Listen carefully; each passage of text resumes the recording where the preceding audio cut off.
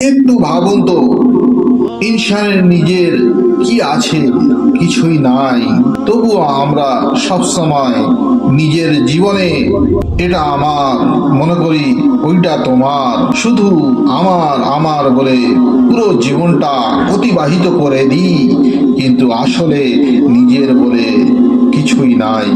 শুধু একমাত্র নিজের বলতে নেক আমাল ও বদ আমালি।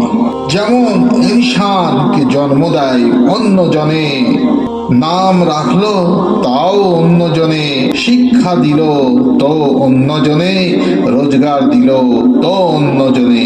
শুধু তাই নয়, শেষ পর্যন্ত কাফন দাফন ও অন্যজনের হাতে হয়।